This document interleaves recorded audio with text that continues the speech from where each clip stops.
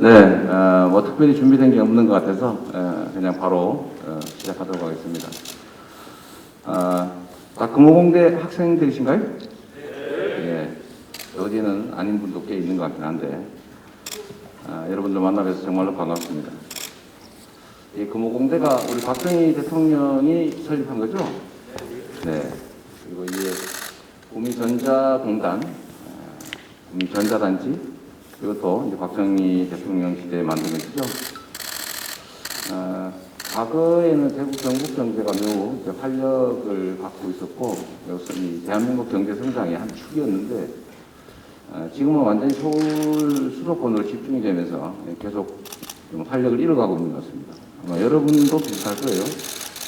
여러분께서도 과연 내가 여기서 평생을 안정적으로 희망을 가지고 살아갈 수 있을까에 대해서 약간 걱정을 하실 것 같아요.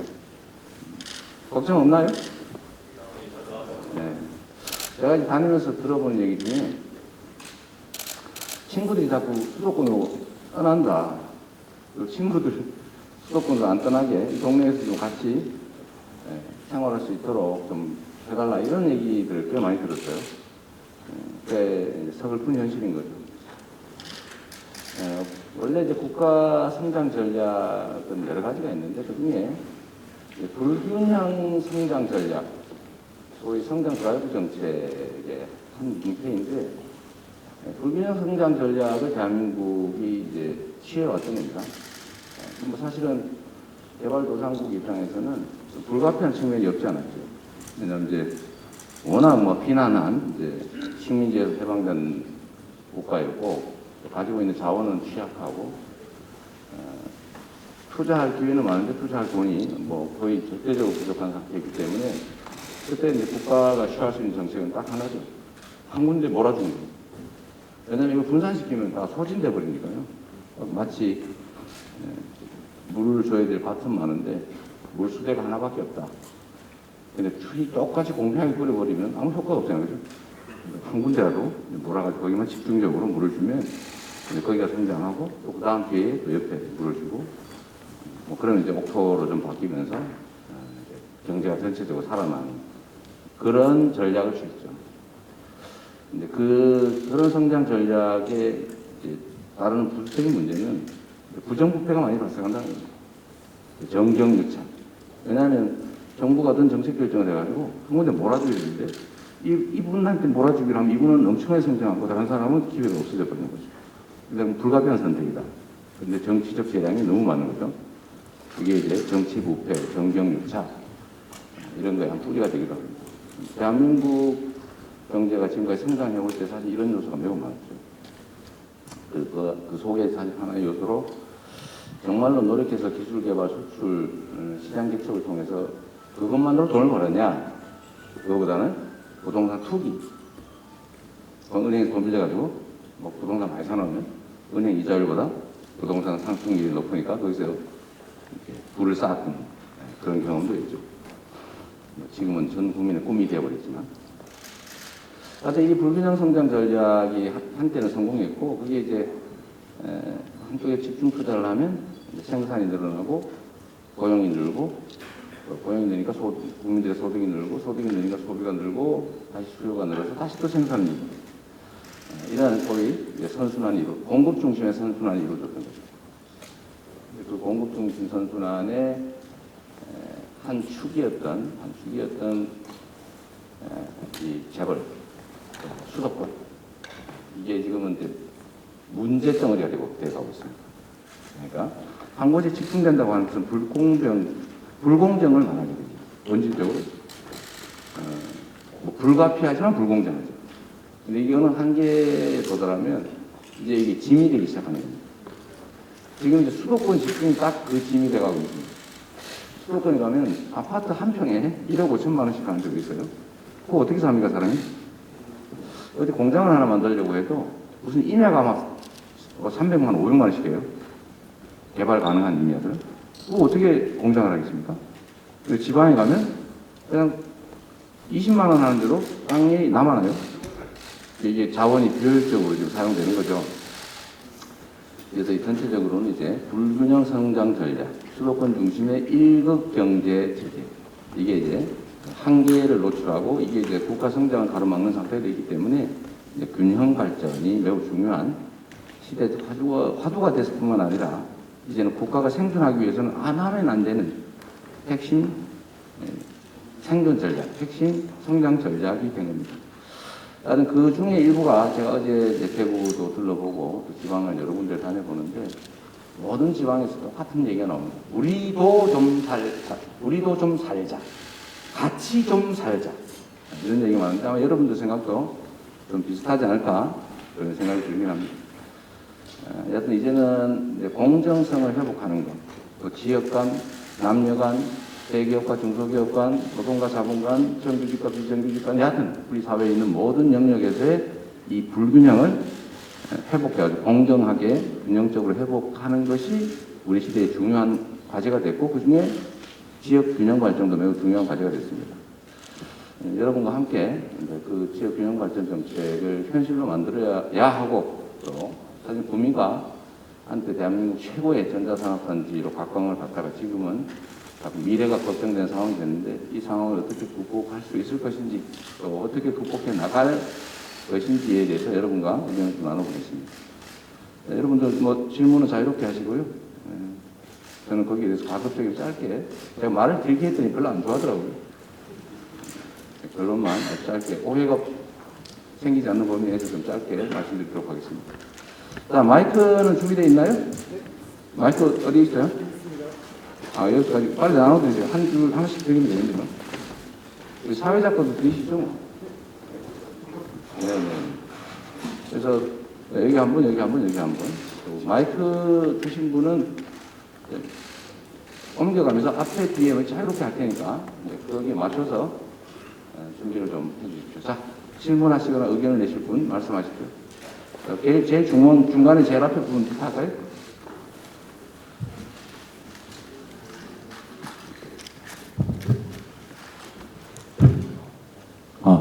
혹시 경제 관련 질문만 할 수 있나요? 뭐 상관없는데 본인 누군지 먼저 말씀해 주시면. 네, 저는 신소재공학부 김찬이라고 하고요. 제가 준비한 질문은 3가지 정도가 있습니다. 일단 시간에 맞게 답해 주시면 감사하겠고요. 제가 여쭤보고 싶은 거 3가지 중에 하나는 성장 회복은 기업에 달려있다고 하셨는데 일자리 같은 경우를 저희가 볼 때 기업은 규제 철폐와 고용에서 오는 리스크를 줄이고 싶어하고 경쟁을 통한 사원들의 개개인의 경쟁력 확보를 원하고 또 저희 같은 개개인의 경우에는 평생의 경쟁보다는 안정을 추구하는데 성장과 기업의 성장과 노동 문제에서 두 마리의 토끼를 잡을 수 있는 방법이 있는지랑 두 번째로는 이재명의 민주당에 대해서 질문을 할 텐데 기존에 다른 곳에서 이렇게 대담을 하실 때 보면 민주당이 이제 180석의 위력을 활용하지 못한 부분을 답답하다고 하셨다고 들었습니다.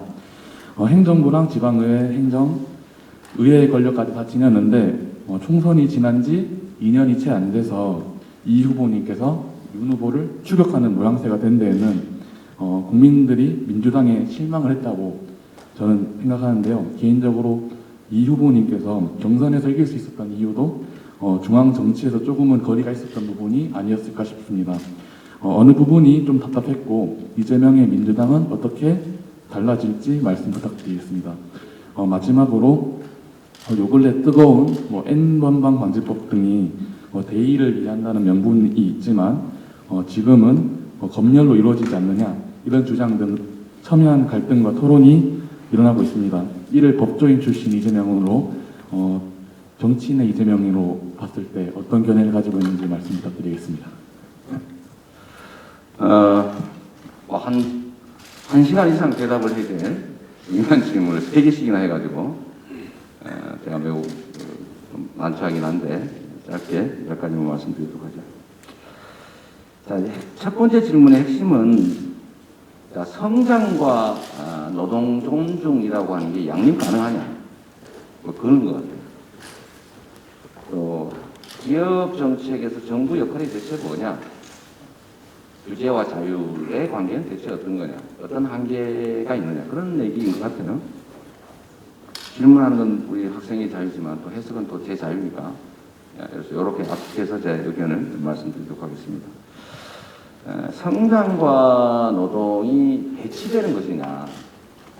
사실은 이거는 성장과 노동 말고 근본적으로는 소위 분배와 성장의 관계는 상호 대립되는 것이냐? 이거와 사실 연관성이 있습니다.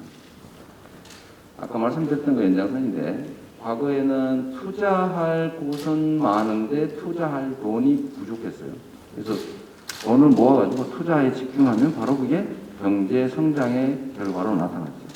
그리고 거기에서는 당연히 고용도 늘고 소득도 늘고 국가 총생산도 늘어나고 GDP도 늘어나고 이런 선순환, 소위 뭐 과거에 말했던 낙수 효과 시대가 있었습니다. 그럴 때는 이제 고도성장 시대죠. 또 다르게 말하면. 그럴 때는 분배라고 하는 게 사실은 성장의 저해 요소일 수가 있습니다. 아까 얘기한 대로 분배라고 하는 것은 똑같은 물수대 하나인데 이걸 물 뽑아가 여기저기 뿌려주는 거잖아요. 그럼 효율이 떨어진다.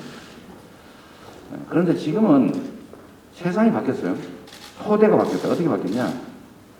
투자할 돈은 남아 도는데 투자할 곳이 없는 시대가 됐어요. 이건 어떻게 증명할 수 있냐면 기업들의 부채 비율이 확 떨어졌다. 옛날에 부채 비율이 엄청나게 높거든요. 뭐 몇백 프로는 기본이었고 보통 1000몇백 프로 뭐 이렇게 되는데 요즘 뭐 50% 아예 없는 그런 회사들도 있어요.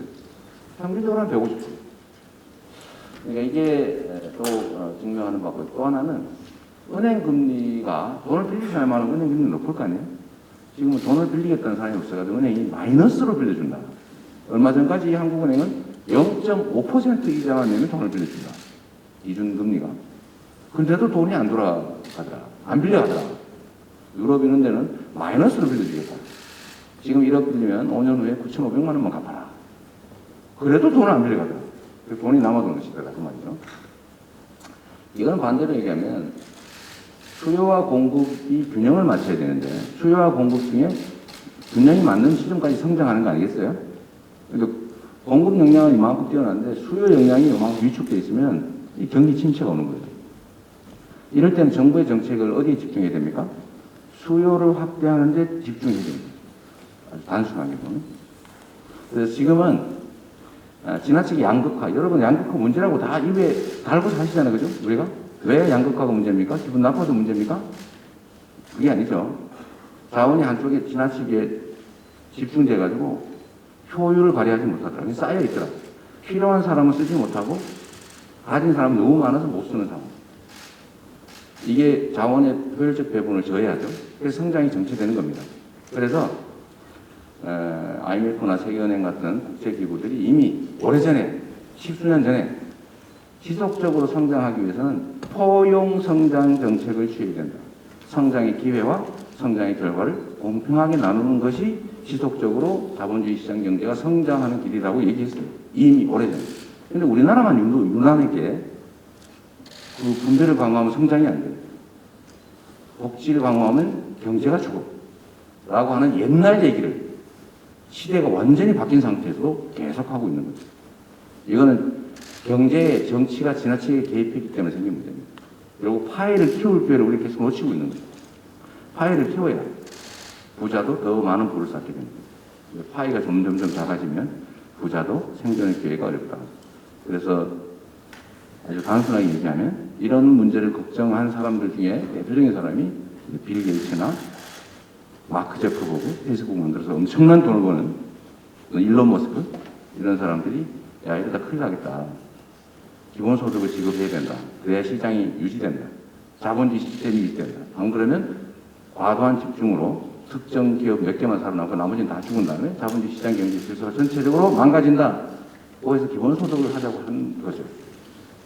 이걸 생각해 보면 성장을 담보하는 것은 지금 현재와 같은 상태에서는 물론 투자 자본이 부족한 저개발 국가 빼고 우리나라 포함한 선진 국가들은 분배를 공정하게, 성장의 기회를 공정하게, 성장의 과실을 공정하게 하는 것이 성장의 길이라는 것이고요. 두 번째로 거기서 파생된 건데 성장과 제가 기업 중심이냐 노동 중심이냐 그래서 기업 중심, 기업 프렌들리는 반노동이어야 하느냐 친노동은 노동 중심 사고는 반기업이어야 되냐 과거에는 그랬어요. 이것도 틀린 말이 아니었습니다.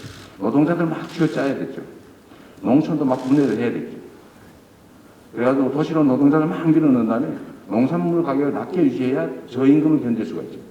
이 모든 정책이 그랬어요. 노동자들의 임금을 억제하고 도시로 노동자들을 많이 밀어넣은 다음에 노동력을 최대한 많이 공급해서 노동력 대가를, 즉 모임을 싸게 주고 기업들이 고용할 수 있게. 그럴 때는 친노동 정책을 하면 반기업적 성격을 갖게 됩니다. 그런데 지금은 그 상태가 또 벗어났어요. 그런 방식의 노동을 억압하는 방식의 기업 활동은 이제 한계 기업이라 그렇지 첨단 산업이나 아니면 기술 중심의 수출 대기업이나 어쨌든 이게 좀 뛰어난 기업들은 그런 방식의 노무 관리를 해가지고 미래가 없어요. 지금은 노동자들의 창의적인 사고, 또 자발성, 개성, 또 그에 기반한 혁신 이런 게 이제 기업의 성장 모멘텀이 되는데 성장이 터득가 되는데 기업 노동자들 막 탄압해가지고 막 말도 못하게 하고 단결도 못하게 하고 임금 상승해라고 데모하면 막 경찰 동원해서 탄압하고 이런 기업이 국제 경쟁에 갖겠습니까? 네, 갖지지가 않죠. 그래서 지금은 역시 기업의 내용, 산업의 내용이 많이 바뀌었다. 그래서 노동자들이 존중받고 적정한 임금을 받고 노동자들이 미래가 있다고 믿어져야 그 기업이 미래가 있는 거죠. 그래서 지금도 역시 친노동이 반기업, 친기업이 반노동이라는 생각은 정말 흑백 논리에 빠진 과거 사고입니다. 지금은 친경제라고 하는 게 맞을 것 같습니다. 노동자들의 처우도 개선되면서 노동자들이 의욕을 가지고 성실하게 혁신하기 위해서 노력하고 그게 이제 기업의 새로운 성장 발전의 토대가 되고 이런 선순환 경제라야 살아남을 수가 있다. 이 말씀 하나 드리고요.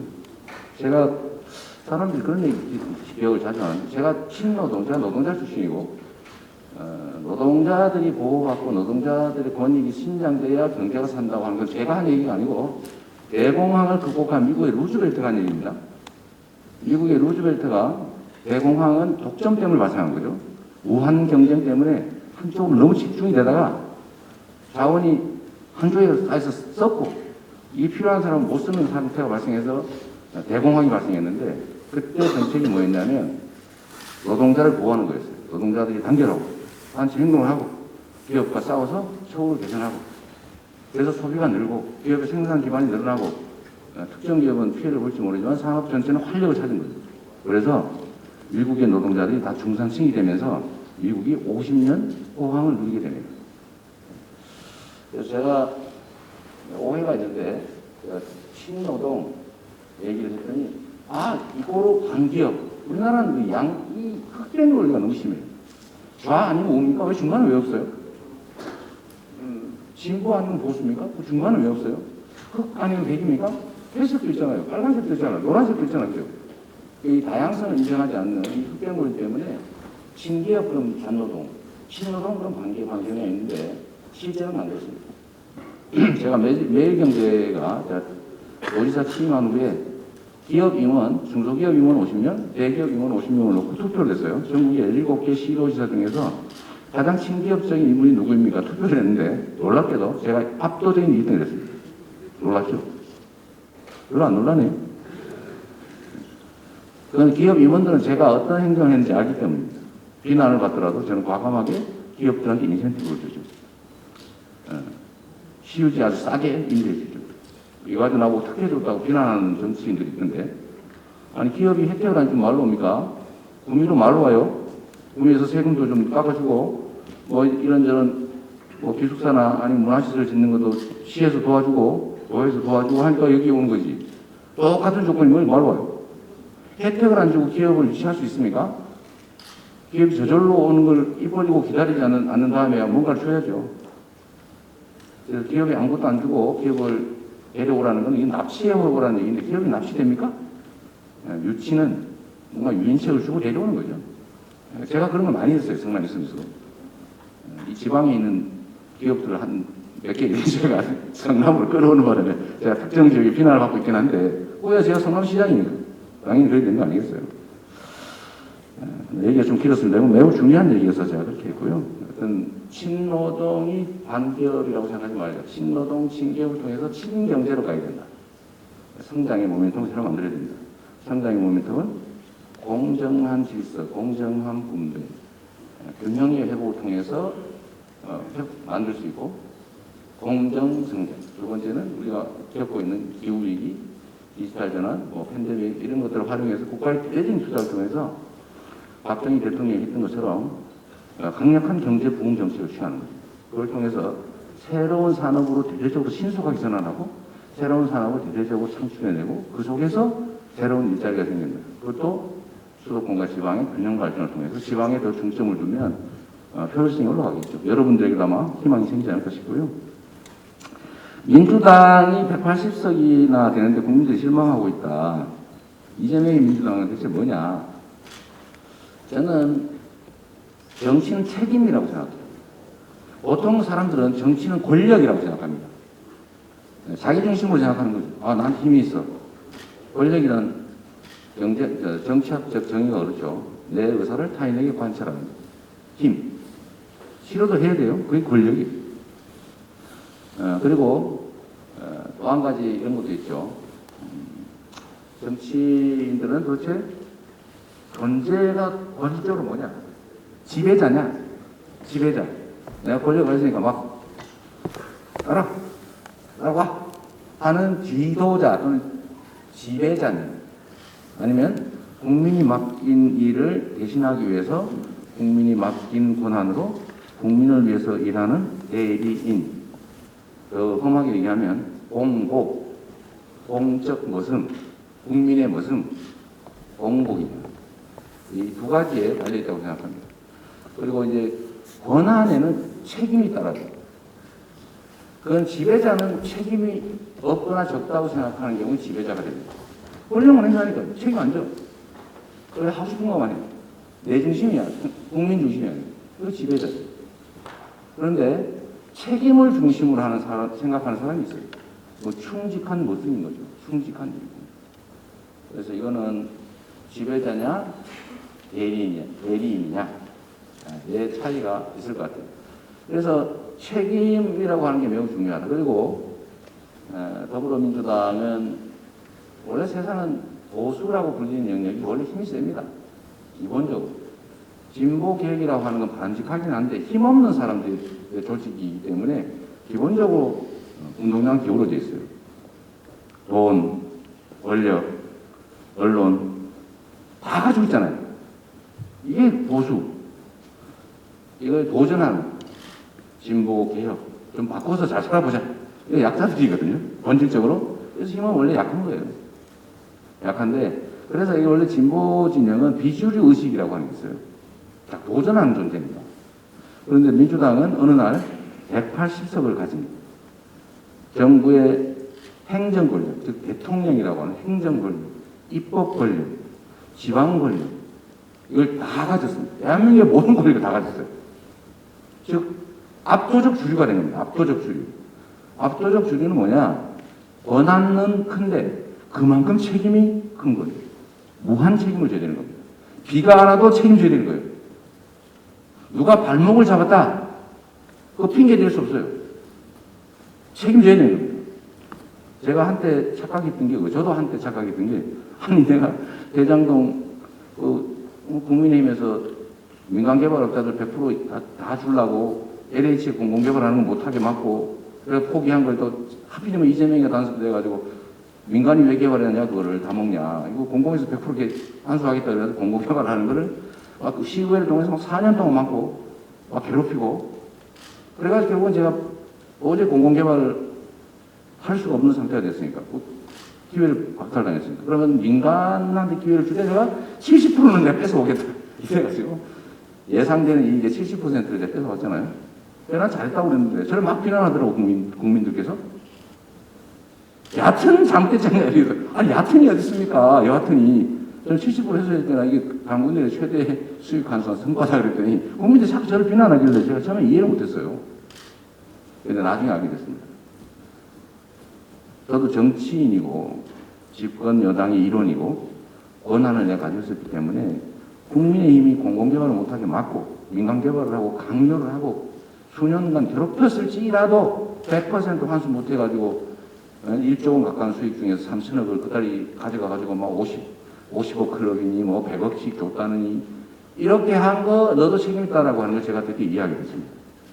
무한 책임을 지는 겁니다. 왜냐하면 모든 권한을 내가 갖고 있었습니다. 누가 막았다. 그건 네 사정이고 내가 당신한테 일을 맡겼을 때는 완벽하게 일 처리하라고 하는 걸 기대했고 당연한 거 아니냐. 못했어. 그럼 책임져야죠.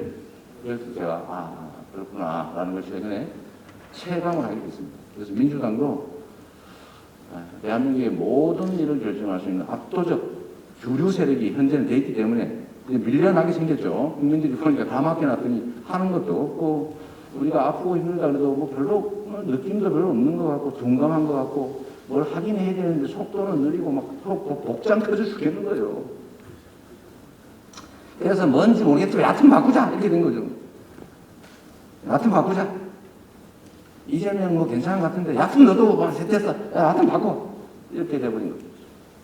그래서 말씀하신 것처럼 지금 180석에 지금 압도적 주류가 됐는데도 결국은 국회의원 뭐 5선, 6선 뭐 이런 사람 빼고 0선 국회의원 한 번도 안 해본 0선 윤석열, 0선 이재명을 후보로 뽑아버린 것도 좀 바꾸자 이런 열망의 한 부분이라고 생각합니다. 그래서 저희도 이제 바꿔야죠.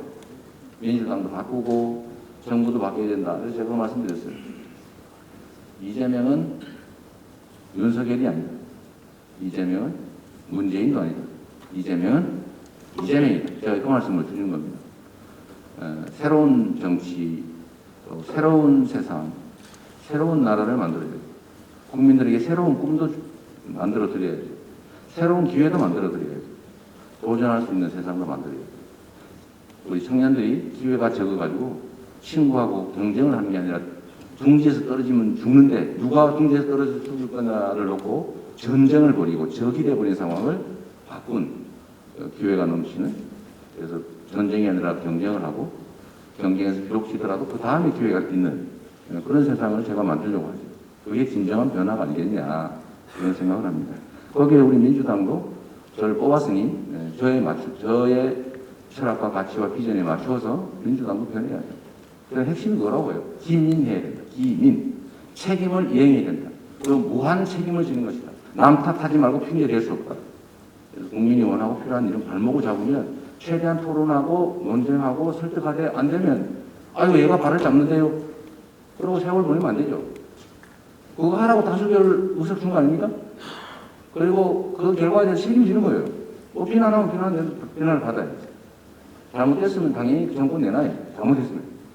책임져야 되니까. 잘했으면 박수 받는 거죠.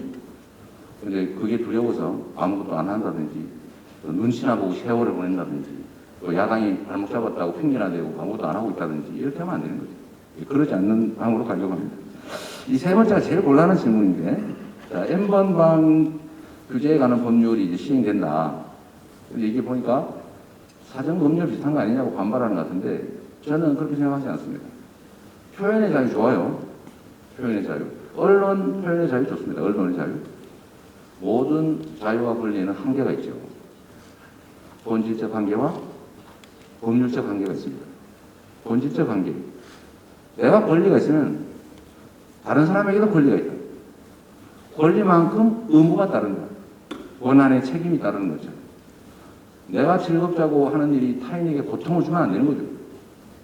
누군가의 인격을 침해하고 누군가의 미래에 먹칠을 하고 누군가에게 고통을 가하는 일은 내가 그걸 이용해서 내 자유와 권리를 주장할 수는 없는 거죠. 두 번째, 법률의 한계가 있는 겁니다. 우리가 합의했잖아요. 우리가 합의를 했으면 그 합의에 우리가 따라야죠. 대의민주국가 아닙니까? 자, 국회에서 법을 만들었으면 그 경위야 뭐 온갖 논쟁이 있었겠지만 일단 우리가 합의했으면 그 합의를 따라야지. 규칙을 따라야지. 법을 따라야지. 법을 고치기 전까지 우리가 합의된 법은 지킨다. 이 기본 아니겠어요? 그래서 표현의 자유도 이제 그 두 가지 한계가 있는 것이고, 그래서 언론의 자유도 마찬가지로 그렇게 얘기하는 겁니다. 언론이란 민주주의, 특히 대의민주주의 체제에서 주권자들의 판단을 제대로 하게 하기 위한 가장 기본적인 장치다. 그러니까 보고해야 된다. 함부로 탄압하면 안 된다. 맞는 말이죠. 그런데 헌법이 보호하라고, 헌법이 민주주의 체제를 보장하라고 언론의 특권과 그 보호를 했더니 그걸 이용해가지고 가짜 뉴스를 부터해가지고 자기 이익을 도모하면서 국민들의 판단을 흐리게 해요. 민주주의 체제를 위협하는 거 아닙니까? 자, 아까 얘기했죠. 권한에는 책임이 있다는 거. 권리에는 의무가 있다는 거. 더 확실하게 책임을 물어야 되는 거예요. 내가 댓글에다가 내 개인으로 이재명인가 뭐 어떻게 해서 가짜로 막 썼어요. 아니 왜 이래 이렇게 비난하는, 혼나는 건 끝날 수 있지만 언론의 이름으로 가짜 뉴스를 부언하게 이재명이 무슨 돈을 받았어. 이런 거 쓰는 거는 국민의 판단을 흐리는 행위고 민주주의 체제를 위협하는 것이기 때문에 엄정하게 제재해야 됩니다. 마찬가지죠. N번방 음란물 문제도 누리는 자유에 비해서 다른 사람이 너무 피해를 입으니까 또 사회 질서에 반하는 거는 하면 안 되죠. 자, 너무 중요한 얘기를 많이 해요. 시간을 많이 걸리는데 다른 분 어디 오른쪽에 할까요? 오른쪽 이 라인에 네. 우리 오른쪽 라인에 다시 한번 들어보세요. 그렇다 말다 하지 마시고 우리 맨 뒤에 우리 그 바깥쪽에 계신 분이 하시고 다음에 그쪽 라인에 한번 미리 준비를 해주세요. 네. 제가 이재명 그 후보자님을 16년도에 구미역 앞에서 뵀었는데요. 네. 그때 5년 전에 오셨다가 다시 이제 이렇게 구미에 들어와가지고 참 반갑고요. 저는 그 경영학과 그 일상학번이고 지금 17년도에 졸업했고 지금 이제 그 후보자님 오신다고 해가지고 지금 오게 되었습니다. 8년째 대학을 다니신 건 아니고요. 아니죠. 17년도에 졸업하고 네. 지금 이제 오늘 오신다고 하셔가지고 왔습니다. 저는 이제 구미에서 이제 계속 자라나고 있었고 졸업도 이제 구미에서 대학교가 나왔고 그리고 첫 직장도 구미에서 나왔습니다. 근데 제가 이제 느낀 점은 이제 사회에서 느낀 게 제가 구미에서 일하다가도 인구라든지 이런 사무소 캐파가 줄어드니까는 사무소가 폐쇄돼가지고 제가 이제 경기도에도 올라갔었고 그러다가 다시 구미로 내려와가지고 이제 직장 생활을 하고 있는데 제가 느낀 점은 이제 가면 갈수록 계속 지방이 계속 죽고 있다. 저는 다른 것보다 이제 제가 아까 전에 후보님이 말씀하셨던 이제 지방에서도 충분히 살 수 있다. 지방에서도 캐파가 늘어나가지고 지금 수도권에서 할 수 없는 일들을 이제 지방에서도 할 수 있게 그렇게 말씀을 주신다고 했는데 제가 이제 그때 당시에도 후보님께서 이제 이렇게 경기도지사 계셨었던 것들을 보면서 이제 어찌 보면 제일 최근에 있었던 SK 하이닉스 같은 이제 구미도 유치전을 시작했었고 용인, 청주 이런 곳들도 많이 했었는데 이제 뭐 구미는 이제 많이 좀 늦춰서 들어갔었기 때문에 많이 힘들었을 거다라는 생각을 했었는데 제가 만약에 뭐 청주라든지 다른 지자체에서 만약 됐다라고 했었는데 뭐 그런 의견이 있었는데 이제 당시 용인에 이제 유치를 하시면서 경기도에 모든 게 집중이 되는 상황이구나 수도권에 그게 지금 후보님이 탓하는 게 아니라 후보님도 아까 전에 말씀하셨다시피 그 위치에서 하셨던 일들을 충분히 하셨던 거라고 생각하는데 이제 저희 청년들이라든가 아니면 제가 이제 졸업생 입장으로서 이제 후배들을 대신해서 말씀드릴 수도 있는 게 지방에 일자리는 있습니다. 일자리는 있는데 그만큼 양질의 일자리가 있는 것이 아니라 다 수도권이라든지 이런 대도시에 집중되어 있다 보니까는 저희도 여기에서 이제 터전을 바꾸고 싶은데 다 이제 수도권으로 몰려가야 되는 상황이고 또 지금 현재 만들어진 금호공대도 이제 저희 이제 구미라든지 아니면 지역 산단에 이제 이 인력을 공급하기 위해서 만들어진 이제 거점 이제 대학교인데 계속 이렇게 수도권이라든지 다른 타지로 가다 보니까는 그런 큰 문제점이 있다라고 생각을 합니다. 그래서 저는 뭐 다른 정책들이라든지 이런 것보다도 만약에 이제 경기도지사가 되셨다가 이제 만약 대통령이 되신다고 하면은 지방 이런 곳에 어떻게 이제 인프라를 줄 건가 그리고 방금 전에 말씀하셨다시피 지금 수도권에 모든 게 좀 집중되어 있다 보니까 또 한편으로는 그런 수도권 사람들이 이게 잘못되면 또 수도권 규제로 들어가가지고 지방 이렇게 할 수 있지 않을까라고 해서 오히려 또 수도권에서도 안 좋아할 수도 있으니까 그런 거에 대해서는 어떻게 생각하시는지 한번 여쭙고자 질의 드립니다. 네, 매우 구체적이고 타당한 지적이기도 하고 또 아픈 지적이기도 합니다. 첫 번째로 균형 발전 정책이 필요하다. 이제 수도권과 지방 간의 균형을 회복해야 된다고 하면 그럼 수도권 싫어하지 않을까? 보통 여러분 그렇게 생각하시죠. 정치인들이 대체적으로 그렇게 생각합니다. 그런데 제가 체험해본 우리 국민들은 그렇지 않습니다. 첫째로 제가 실제 이제 경기도도 남쪽과 북쪽, 한강 이남과 한강 이북이 차이가 엄청나게 나요. 특히 휴전선 근처에 가면 갈수록 이 군사 규제, 또 수도권 규제, 또 동쪽으로 가면 상수원, 수도 물 먹어야 되니까 상수원 규제, 이 3중 규제 때문에 북동부 지역은 전혀 발전을 못하고 있어요. 그래서 사람들이 엄청나게 화나 있습니다. 그리고 뭐 생산도 낮고, 개발장도 낮고, 다 낮아요, 낮아요. 왜 세금도 적고, 지방 기초단체, 기초지방정부들도 취약하고. 남쪽은 뭐, 진짜 하루가 되게 발전하죠. 그래서 제가 이건 문제 있다. 북부에 기업들이 예를 들면 어쩔 수 없는 규제가 있으니까 그 안에 기업들 보고 너 손해보고 가라고 할 수는 없는 거죠. 그러나 공공 영역에서 할 수 있는 거니까. 첫째로 재정을 많이 투자합니다. SOC 개발 예산, 뭐 도로, 뭐 등등. 이거 북쪽에 많이 투자합니다. 또 공공기관, 그거는 공무원에 주라는 거니까. 자, 북쪽으로, 공부 쪽으로 최대한 옮긴다. 이런 걸 해봤는데 표가 별로 안 떨어져요. 표가. 그러니까 지방 균형 발전을 위해서 할 수 있는 게 뭐냐? 뭐 간단히 얘기하면 정부가 가진 역량을 지방에 더 많이 투자한 거예요. 재정, SOC 투자, 공공기관 배치, 교육기관 배치. 제가 이거 교육기관에서 좀 황당한 걸 발견했는데 같은 국립대인데 서울에 있는 국립대가 1인당 교육비 지원이 훨씬 많습니다. 이상하지 않습니까? 원래 지방을 더 해줘야 되는 거 아니에요? 근데 이것도 옛날에는 소위 말하면 아주 험하게 얘기하면 몰빵, 전문제 다 집중한다. 이 정책, 그 정책의 그 유산 같은 거죠. 여전히 그러고 있는 거예요. 사실은 안 보이는 데서. 이런 것들 고치면 된다. 고치는 것에 대해서 국민들이 반발하거나 왜 내 걸 뺏어가는 거야? 경기도의 남쪽 주민들이 화를 내거나 그러지 않습니다. 경기도에 제가 취임한 후에 SOC 투자 예산은 원래 북쪽이 인구도 350만밖에 안 되고 남쪽이 1000만이기 때문에 남쪽이 6, 북쪽이 4, 6대 4였어요. 제가 취임한 후부터는 이거 바뀌어가지고 북쪽이 6, 남쪽이 4입니다. 북쪽에다 90만이 투자하고 있는 거예요. 도로니 뭐 공공시설이니. 그런데도 남쪽에서 저보고 이재명 저 북쪽만 도와줘. 찍지 말아야지. 이게 남쪽의 지지율이 떨어지거나 그러지 않았습니다. 제가 수도권 시장과 기초단체장, 광역단체장을 지금 11년쯤 하다가 제가 대선 후보로 불려 나왔죠. 근데 왜 저를 대선 후보로 우리 국민들이 찍어줬을까요? 잘하니까. 제가 뭐 얼굴 잘생겼습니까? 뭐 가진 돈이 많습니까? 무슨 폼이 나는 뭐 엄청난 경력이 있습니까? 뭐 조직이 있습니까? 우리 김영건 위원장 많이 도와주셨죠. 네? 그런데 국민들께서는 저를 선택해 주셨어요. 당원들이 저를 선택했습니다. 이유는 일 잘하더라. 맡겨놓으니까 우리의 삶이 바뀌더라.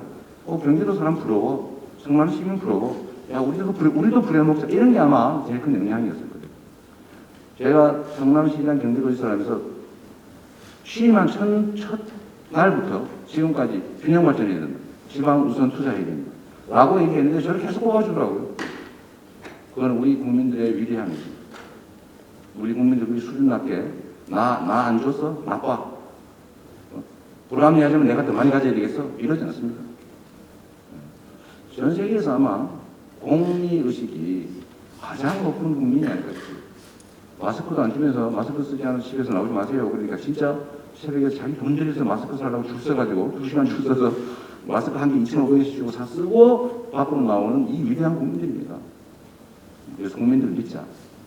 그런 면에서 균형 발전 정책을 취한다고 해서 정치적 지지가 떨어지지 않으니까 제대로 좀 하면 마음먹으면 얼마든지 할 수 있다. 문제는 그런 마음을 먹을 철학과 가치와 비전이 있냐 없냐 저는 확고하죠. 그 점을 이제 분명히 말씀드릴 수 있습니다. 자, 이거 얘기하는데 제가 사실은 그 지방에 제가 성남시장 경기도지사이고요. 저는 그렇게 생각해요. 내가 맡은 영역에서 최선을 다한다. 제가 사실 울산에도 좀 못할 짓을 했어요. 울산에 현대중공업 R&D 센터가 있는데 성남시에 있는 시유지를 수십 년 장기 저리로 빌려줘가지고 거기다 R&D 센터를 짓고 있습니다. 그러니까 오늘 울산에서 근무하던 현대중공업 연구원이 성남 분당으로 온 거예요.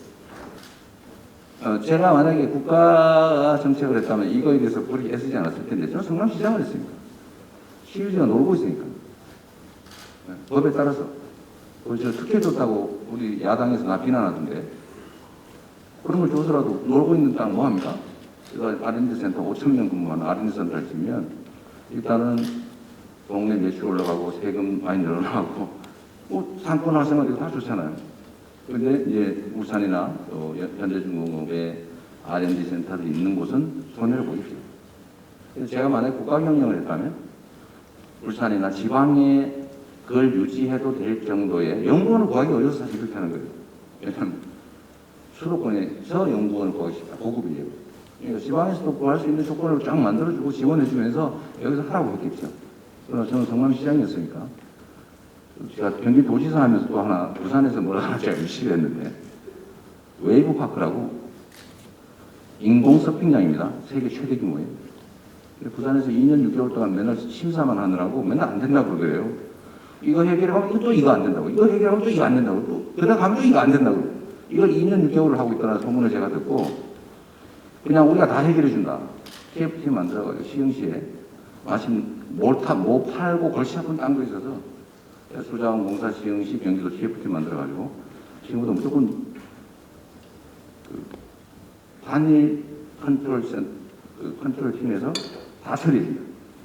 그래가지고 결론은 인허가 해주고 땅 사고 건축허가 무슨 시설허가 하고 공사 착공해서 짓고 하는데 2년 만에 끝내버렸어요. 그래서 작년 10월에 개장했습니다. 그러니까 그런데 부산에서 황당한 거예요. 제가 10,000명이 넘게 고용되는 엄청난 새로운 일자리인데 경기도 시흥시로 뺏겨버린 거예요. 네, 이런 거 사실은 관심과 정성이 부족이었던 거죠. 그렇다면 역량의 문제이기도 합니다. 안 되는 이유만 찾으니까 우리는 되는 이유를 찾아내요. 안 되는 이유 찾으면 왜 안 되는 이유가 말이 안 된다는 걸 깨는 거예요. 그 필요한 규정을 바꿔요. 목표를 딱 정하고 집중하는 거예요. 2년 만에 다 지어서 개장해버렸다고 그랬어요. 안 되는 인허가 되냐 만에 2년 6개월 싸는 거예요. 이런 것들이 있는데 저는 뭐 경기도지사니까 뭐 그렇게 해야 되지 않겠어요. 그러나 국가를 책임지게 되면 국가의 입장에서 균형발전 정책은 뭐 최대한 게 저는 국가가 나 살아남는 길이라고 봐요. 제가 미리 모든 말씀에서 드린 거니까 그 부분을 생략하기로 하고 지방에 일자리는 많은데 질이 떨어진다. 당연하죠. 소위 한계 기업들만 있고 저임금 주는 외국인 노동자 써야 겨우 유지하는 그런 기업들만 남아있으니 그 밭을 바꿔야 되겠죠. 산업도 전환하고 고효율 산업을 바꿔내야 돼요. 지방에서도 기업 활동을 해도 이익이 있을 수 있도록 만들어줘야 되겠죠. 그게 바로 정부의 역할 아닙니까? 일자리는 정부가 만드는 게 아니라 기업들이 만드는 것입니다. 그래서 기업들이 기업 활동을 쉽게 효율적으로 할 수 있도록 조건을 만들어내는 게 정부가 하는 일입니다. 기업이 성장하면 일자리가 만들어지죠. 또 기업의 질이 첨단 산업으로 전환되고 예를 들면 생산성 높은 기업으로 성장하면 거기서 질 좋은 일자리가 만들어지겠죠. 그 조건을 만들어내는 게 정부 역할이고 특히 이제 미래 속도가 빠른 이 미래 사회에는 규제 합리화라고 하는 게 매우 중요하다. 관료가 모든 걸 다 알아가지고 다 예측해서 이것만 해라. 그 외에는 못해. 근데 새롭게 요즘 안 그렇죠. 세상이 너무 빨라가지고 관료가 모르는 게 너무 많아요. 그래서 바꿔야 된다. 확실하게 위험한 이거 빼고는 이건 못해. 이거 하면 안 돼. 외에는 다 해라. 근데 문제가 생기면 그때 가서 사고 규제하겠다. 이렇게 할 기업들이 자유롭게 혁신하고 기술 개발하고 시장 개척하고 하겠죠. 그게 정부의 역할이다. 이런 말씀드립니다. 다른 지방이 소멸하지 않게 하는 것은 이제는 배려의 문제가 아니라 국가 생존의 문제다. 그런 생각을 실천을 해야 되겠죠. 자, 이번에 이쪽에. 네, 이쪽에 아무나 마이크 드신 분 가까운 쪽에 들이세요. 그래. 짧게 제가 얘기하도록 할게요. 자, 질문이 막 구멍이냐 찍먹이냐 이런 거 물어보면 내가 금방 대답할 텐데, 좋아하는 노래 뭐냐? 뭐 이런 거 물어보면 내가 금방 할 텐데, 이런 막 심각한 문제를 물어보니까 제가 그냥 슬쩍 넘어가면 또 이상하지 않겠어요? 좀 이해 좀 부탁드립니다. 네, 말씀하십시오. 네, 안녕하십니까. 저는 기계공학과 이홍식이라고 합니다. 네, 관련해서 질문을 드리려고 합니다. 현 정부는 이제 탈원전 기조를 계속 진행하고 있습니다. 후보님께서는 이와 관련해서 바꿀 생각이 있으신지 여쭤보고 싶은데, 제가 이렇게 질문 드리는 이유는 정부에서도 탄소 중립을 치면서 전기차를 밀어주고 하는 그런 산업이 있습니다.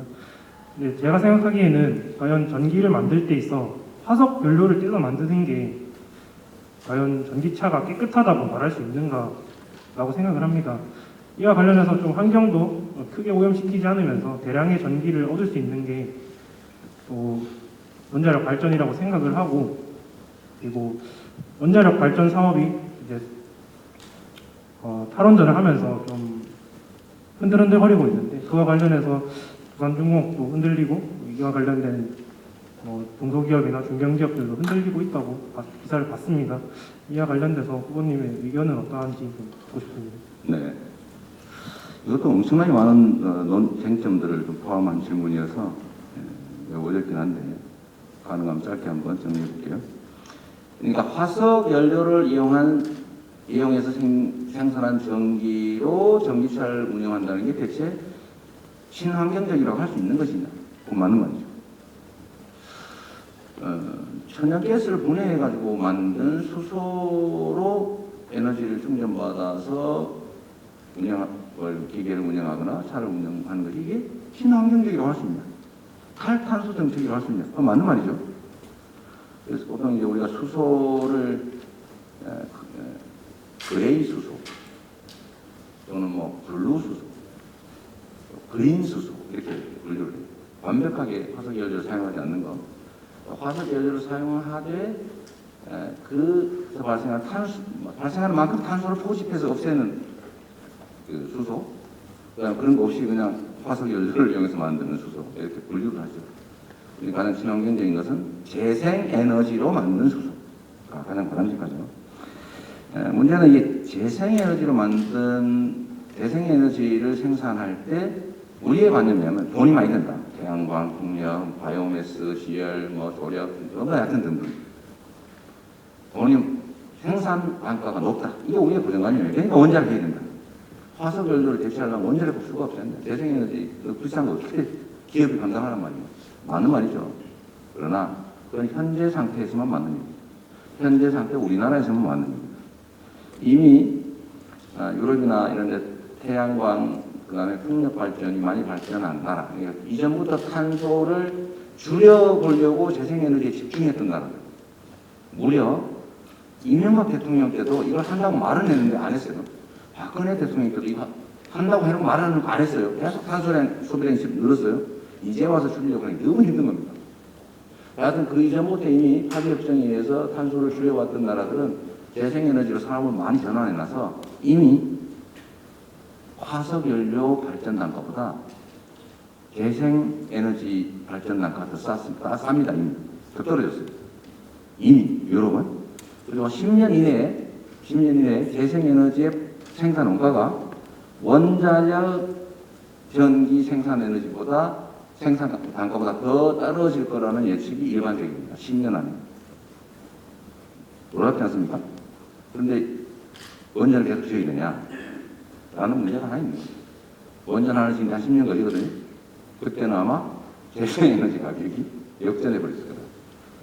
그 점이 하나 있다는 거 말씀드리고요. 그 다음에 원자력 에너지를 과연 재생에너지로 쳐줄 거냐? 우리가 보통 이제 R200 이런 얘기하죠. 재생에너지 100%로 생산하는 물건만 사겠다. 재생에너지 100% 생산된 에너지만으로 생산된 부품만 사겠다. 이런 글로벌 기업들이 지금 수백 개가 됐어요. 그래서 이럴 때 과연 원전을 재생에너지로 쳐줄 거냐? 논쟁이 좀 심한데 안 쳐줄 가능성이 훨씬 높습니다. 그죠? 왜냐하면 인류 지구에 위협을 가하는 생산 방식인 건 똑같거든요. 탄소도 문제지만 핵 폐기물을 그거 어떻게 처리할 겁니까? 사고 나서 후쿠시마처럼 위험하게 수십 년에 한 번씩만 사고 난다 치더라도 체르노빌, 후쿠시마. 혹시 이 간극 사이에 한 번이라도 사고가 더 나버리면 엄청난 이 피해를 비용으로 계산하면 그 비용이 얼마나 크겠어요? 위험 비용. 그다음에 이게 수만 년 가지 않습니까? 수백, 수천, 수만 년을 가는데 이 폐기물이 이거 어떻게 처리할 거예요, 나중에? 그 후손들 보고 그 비용을 어떻게 감당할 겁니까? 그러면 안 되겠죠. 이런 문제들도 있다. 그래서 저는 탈원전과 관련된 정책, 원전 정책 관련해서는 문재인 정부에서 이름을 탈원전이라고 했는데 이게 소위 말하는 탈원전이 아니고 탈원전은 원전 다 없애버린다 이렇게 생각하는 경향인데 감원전 정책으로 표현을 바꿔야 된다. 감. 원전을 줄인다. 어떻게 줄이냐? 만들고 있는 거 다 만들어. 그리고 운영하고 있는 계속 운영해. 그러나 기간이 지나면 그때부터는 다 쓸 때까지 쓰고 그 사이에 시간이 수십 년의 여유가 있으니까 그 사이에 재생에너지로 다 전환을 해가자. 그럼 어디까지 질 거냐? 착공하는 시자가 결정된 거죠. 설계했던 거를 질 거냐 말 거냐 가지고 싸움이 한 겁니다. 한두 3, 4, 5국이. 저는 그 문제는 정책 결정에 대한 두 가지 요소가 있는데 하나는 그 정책을 결정해야 될 당시의 상황, 예측되는 미래 상황, 이 상황을 보여야 되고 두 번째는 결국은 주권자는 국민의 몫이니까 주권자의 의사, 소위 국민들의 의사를 존중해야 된다. 이 측면에서 저는 제 평가를 한번 볼 필요는 있겠다. 이미 안 하기로 했으니까 끝까지 안 한다 하지 말고 그것도 뭐 오직이니까 그렇게 생각합니다. 네, 이번에는 마이크 드신 분 마음대로 하나 드십시오. 거의 다 끝나네. 시간이 몇 시까지였어요, 예전에? 그럼 제가 15분 늦었죠. 원래 몇 분이었어요? 원래 12시까지 했는데 늦게 들어오셔서 원래 11시 하기로 했는데 15분 늦었고. 네, 그냥 좀 더 하십시오. 제가 밥 먹는 시간을 좀 줄이면 되니까. 여러분 괜찮죠? 네. 저는 전자공학부에 재학 중인 황석진이라고 합니다. 저는 후보님께 한 가지 제언과 몇 가지 질문들을 드리고 싶은데 첫 번째로 에너지 공기업들의 정보 공개에 있어서 폐쇄성이 있다라는 건데 재생에너지 발전을 하게 될 경우 REC라는 공급 인증서를 발행해주게 되는데 이것을 관리하는 것이 한국에너지공단의 RPS 위원회라고 있습니다. 그 위원회의 경우에 명단도 공개하지 않고 있고 회의록도 공개하지 않고 있는데 작년인가 재작년에 국정감사에서 지적을 했음에도 불구하고 현재까지도 아직 공개가 이루어지지 않고 있고 당시에 공개된 바로는 두산 퓨어셀 임직원들이 그 위원회에 참여하고 있었는데 당시에 연료전지 가중치가 2.0으로 됐고 현재 1.9인데 아까 후보님 말씀하신 것처럼 연료전지의 원료가 되는 수소가 친환경적인 수소가 아니기 때문에 작년까지도 친환경적인 수소의 생산량이 제로였습니다. 그리고 또 한 가지로는 기저발전원, 원전과 석탄, 가스 발전과 같은 발전 단가를 산정할 때 연료비와 정산 조정 개수라는 캡을 사용하게 되는데 이것을 결정하는 게 전력거래소의 비용평가위원회에서 하는데 이 위원회 또한 회의록에 공개하지 않고 있습니다.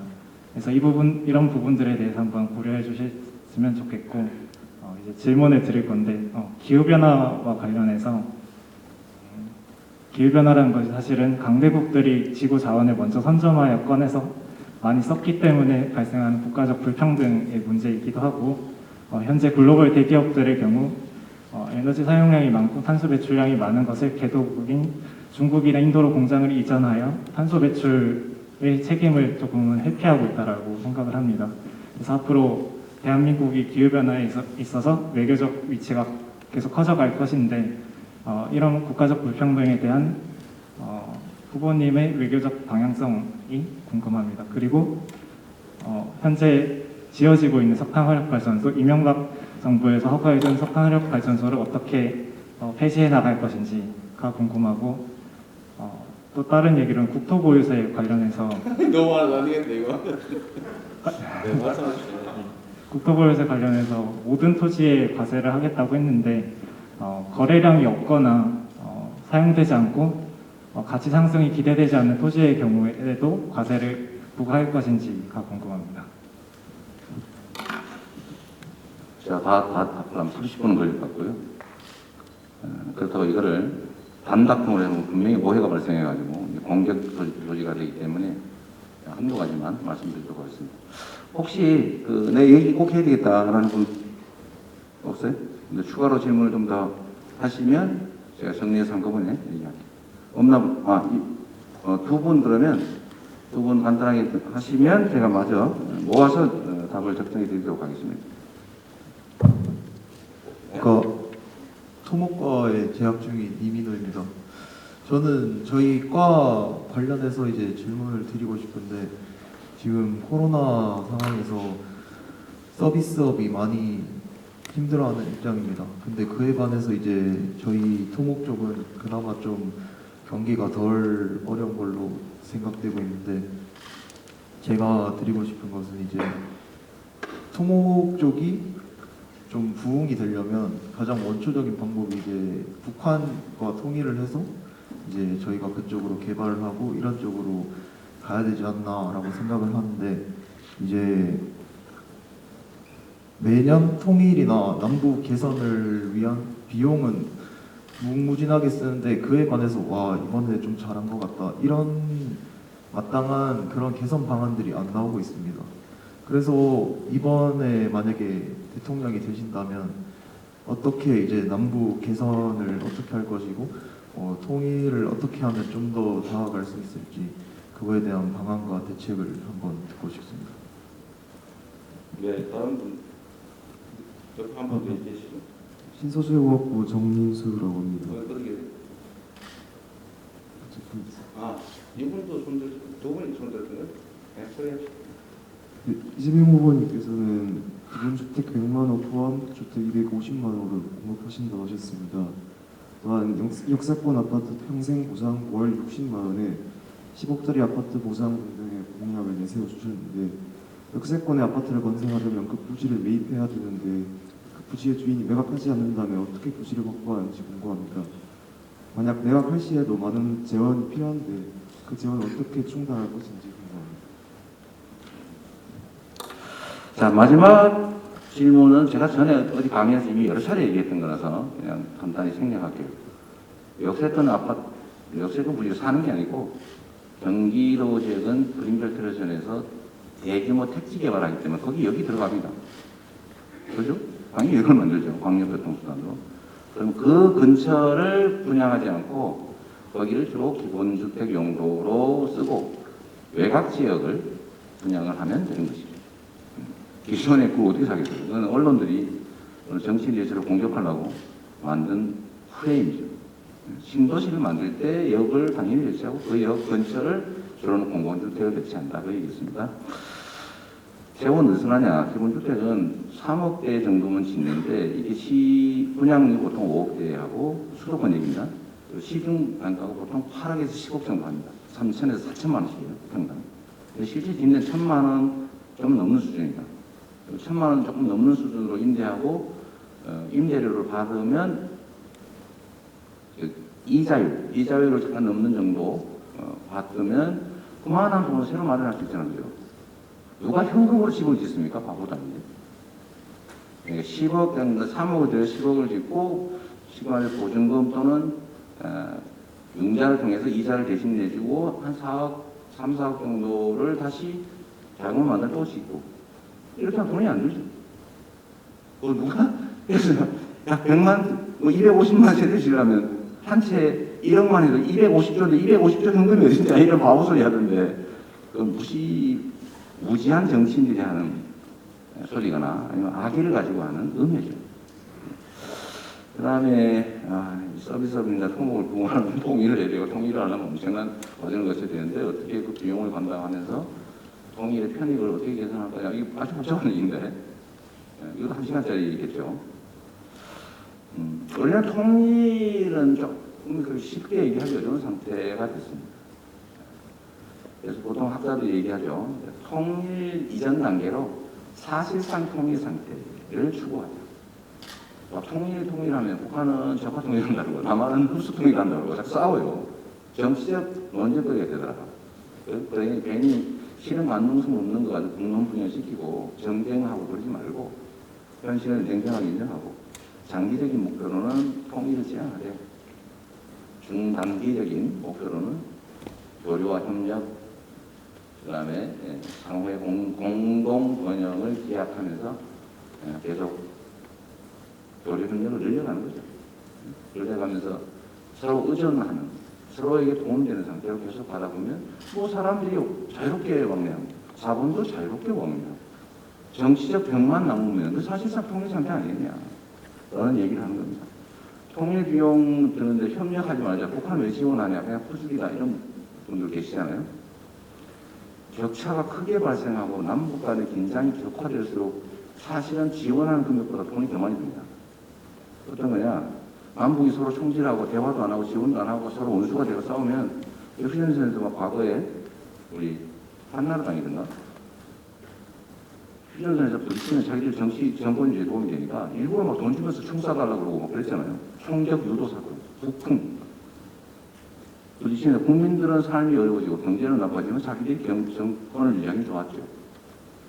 그러나 이런 짓은 하지 말아야 되는 것이고 길게 보면 결국은 이 격차가 커지면 커질수록 나중에 지출해야 될 비용이 많다. 그리고 분쟁이 격화되면 소위 지정학적 리스크 때문에 해외에서 우리나라 기업들이 돈 줄 때 이자를 많이 줘야 돼요. 주가가 저평가됩니다. 그렇죠? 그러나 한국에 투자를 잘 하지 않아요. 위험하니까. 경제적 손실이 있겠죠? 그게 손해겠어요. 아니면 북한하고 서로 얘기 잘하고, 그래, 뭐, 그 상관 없이 분유라도 보내주고, 평양병원에 의료장비 부족하지. 그래, 사람들 사는 문제 힘들어서 지원도 의료장비 지원해주고. 아이고, 북한에 이렇게 병이 많아. 돼지가 다 죽었어. 뭐, 그러면 우리가 다시 돼지 키워가지고, 너네들은 거름도 하고, 고기는 우리한테 팔고, 아니면 뭐 파는 게 안 되면 물교환이라도 해가지고, 서로 사는 길 찾자. 이렇게 해서 좀 비용이 들긴 하겠지만, 긴장이 완화되고, 평화체제가 구축되고, 소통이 되고, 우리나라의 소위 코리아 디스카운트라는 거 하기 싫어도 훨씬 이익이잖아요. 당장도. 길게 민족적 화제 또는 아예 전쟁의 위험을 원천 제거, 통일을 통한 아까 투자 기회 확보, 또 세계적인 강대국으로 성장할 기반을 확보한다. 이런 것도 통일의 이익이잖아요. 이걸 계산하면 엄청나게 이익인 거죠. 그냥 오로지 그냥 눈 가지고 당장 왜 퍼졌어? 이런 수준 낮은 인식을 가지고 어떻게 이 한반도 문제를 해결해 가겠습니까? 어떻게 국민들의 미래를 만들고 어떻게 국가의 100년 대계를 설계하겠어요? 그런 수준 낮은 인식으로, 그 단견으로 그런 문제들은 우리가 좀 생각을 해볼 필요가 있고요. 하여튼 좀 당장 개선해도 이익인 바퀴를 가야 된다. 그리고 아까 전작가 음악에 하여튼 정보 공개해야 된다. 전적으로 공감합니다. 그리고 폐쇄성을 극복해야죠. 모든 사람들이 투명하게 정보에 접근하고 그 안에서 공평하게 기회를 누리고 국가가 가진 자원들을 제대로 효율적으로 사용할 수 있게 해야 되겠다. 그리고 그 기후변화에 강대국이 다 망칠 건 다 망쳐놓고 이제 책임을 다 전 세계가 같이 지자고 하는 것도 일종의 이 수탈 아니냐. 뭐 그런 지적이 일리가 있죠. 재개발국은 사실 밀림들 유지하는 게 탄소 후에 도움이 되는데 도대체 니들은 지구에 탄소만 잔뜩 배출해놓고 탄소 포집하고 있는 저발전 국가들한테 뭘 도와줬냐? 맞죠? 우리도 이제는 국제적인 그야말로 경제 선진국이 됐는데 이제는 평화, 환경, 인권, 민주주의 이런 부분에 대해서 국제사회에서 역할을 늘려야죠. 돈도 좀 쓰고 내가 맨날 지원받았는데 지원도 좀 하고 평화와 인권과 환경 문제도 좀 적극적으로 발언하고 우리 스스로가 먼저 책임지고 선도하고 그런 국격이 높은 나라로 이제 가야 될 거다라는 점을 동의합니다. 외교의 방향은 그렇게 가야 되겠죠. 국토부들이 거래량 높거나 이런 데왜 과세하냐. 여러분 세금만 생각해서 그런 것이지 우리나라는 토지를 사놓으면 세금이 워낙 많기 때문에 한 100년 지난 다음에 우연히 집값, 땅값이 오르더라도 이익인 그런 이상한 나라입니다. 이 호주 같은 데는요, 땅 안 사요. 하지 그만하라고 그러셨는데. 이거는 제가 부담한 거는 세금을 걷자는 게 아니고 토지에 대한 부담을 늘려서 투기가 어렵게 만들자. 부담을 공정하게 해서 그 부담을 공평하게 나누면 토지 이익 배당이라는 게 가능하고 결국은 그러면 양극화도 완화하고 꼭 필요한 사람은만 부동산을 보유하고 공평하게 수익을 나누니까 거의 대부분은 이익을 본다.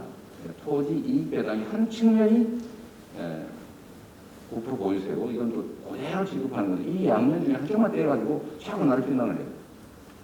제도라고 하는 게 복합적이잖아요. 그 중에 정치적 공격적이거든요. 세금만 자꾸 거두려고 하는 거죠. 정치적 공격하고 있는데 이건 양면을 종합적으로 봐주시면 좋을 것 같습니다. 그러면 자연스럽게 이해가 되겠죠. 부담이 되면 필요한 사람이 쓰라고 팔아야 되거든요. 그래야 필요한 사람이 부동산 쓸 거 아닙니까? 자, 이걸로 제 의견을 좀 마쳐야 될 것 같아요. 자꾸 뭐 시간이 지연됐다고 우리 참모들이 막 와가지고 막 계속 압박을 하는데 여러분들하고 좀 길게 다양하게 말씀을 나누고 싶습니다만 어쨌든 뭐 저를 시험 보는 건 아닐 테고 우리가 어떤 문제들에 대해서 공감하는가 서로 어떻게 이 문제를 어떻게 생각하는가를 의견을 나누는 공감하는 자리로서 매우 의미 있었다고 생각합니다. 여러분들 뵙게 돼서 너무 반갑고요. 우리 금호공대 전통을 자랑하는 훌륭한 학교 아닙니까? 대구 경북 지역의 전자산업을 이끌었던 중심 대학으로 앞으로도 더 발전하고 자부심 가는 학교가 되길 바라고요.